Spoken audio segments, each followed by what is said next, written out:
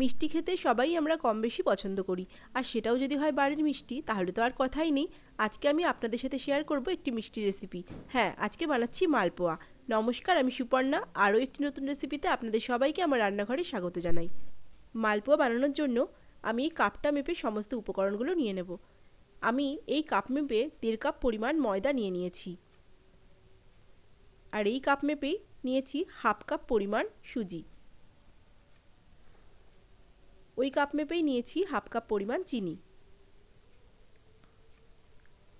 2 চামচ পরিমাণ গুঁড়ো দুধ নিয়ে নিয়েছি,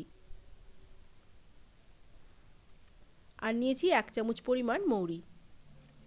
এখন আমি শুকনো উপকরণগুলোকে ভালো করে মিশিয়ে নেব। মালপোয়া খেতে আমরা সবাই খুব পছন্দ করি, আর খুব সহজে এটা হয়েও যায়। একদম ঘরোয়া উপকরণ দিয়েই তৈরি হয়ে যায়।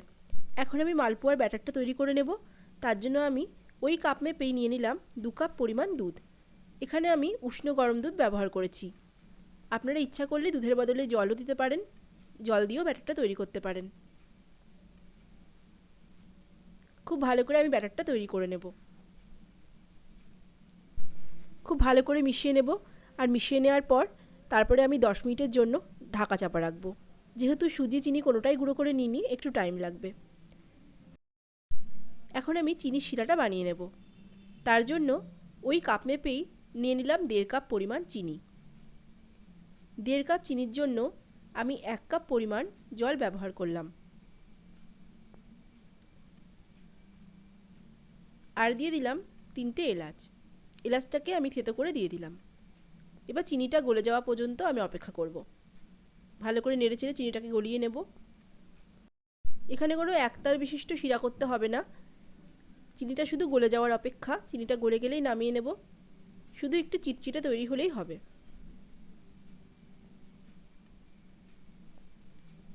চিনির শিরা আমাদের একদম তৈরি। এবার আমি গ্যাসের ফ্লেমটা বন্ধ করে ঢাকা চাপা দিয়ে রাখবো। 10 মিনিট পর ফিরে এলাম। দেখুন, ব্যাটারটা অনেকটাই ঘন রয়েছে। এখন আমি এর মধ্যে আরও 1/2 কাপ পরিমাণ জল মিশিয়ে দেব। যেহেতু দোকানের মতো করছি, দোকানের মালপোয়াগুলো অনেকটাই চওড়া চ্যাপ্টা হয়, তাই ব্যাটারটা একটু পাতলা করে নিলাম। ব্যাটারটা একদম তৈরি। এখন আমি মালপোয়াগুলোকে ভেজে নেব। তার জন্য কড়াইয়ে দিয়ে দিয়েছি বেশ অনেকটা পরিমাণ রিফাইন তেল। আপনারা ইচ্ছা করলে রিফাইন তেলের সাথে কিছুটা ঘি মিশিয়েও করতে পারেন, আবার শুধু ঘিতেও করতে পারেন। 1 হাতা পরিমাণ ব্যাটারটা দেওয়ার পর কিছুক্ষণ পরেই আমি আস্তে আস্তে মালপোয়াটাকে উল্টে দেব। এর ফলে যেটা হবে, একদম দোকানের মতো পারফেক্ট দেখতে হবে। দোকানের মালপোয়াগুলো যেরকম অনেকটাই চওড়া এবং চ্যাপ্টা টাইপের হয়, ঠিক সেরকমই শেপ চলে আসবে। আবারও আরেকটা দিয়ে দিলাম, আর এটাকেও একইভাবে আমি কিছুক্ষণ পর উল্টে দেব। একটা নরম তুলতুলে মালপোয়া তৈরি হবে এইভাবে করলে।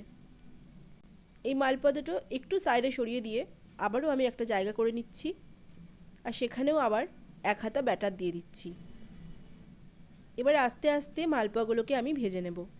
উল্টে দেওয়ার পর একটা দিক ভালো করে লাল হয়ে গেলে আবারও উল্টে দিয়ে অন্য দিকটাও ভালো করে লাল করে নিয়ে তারপর তুলে নেব। মালপোয়াগুলো ভাজা হয়ে গেছে, এবার আমি তুলে নিচ্ছি। এবার চিনির শিরাটা আরও একটু গরম করে নেব। চিনির শিরাটা হালকা গরম করে নিয়েছি, হাত চোবানো যায় এরকম গরম। আর তারপরে আমি এক এক করে সমস্ত মালপোয়াগুলোকে চিনির শিরার মধ্যে দিয়ে দেব। সমস্ত মালপোয়া চিনির শিরার মধ্যে দিয়ে আমি ঢাকা রেখে দিয়েছিলাম 10 মিনিটের জন্য। দেখুন, একদম দোকানের মতোই দেখতে হয়েছে, আর খেতেও হয় খুব সুন্দর। অবশ্যই একবার বাড়িতে বানিয়ে দেখুন, আর ভালো লাগলে একটি লাইক করে দেবেন। আমার চ্যানেলটির পাশে থাকবেন। সবাই সুস্থ থাকবেন, ভালো থাকবেন। আবারও তাড়াতাড়ি আপনাদের সাথে দেখা হবে। ততক্ষণের জন্য সকল বন্ধুদের টাটা।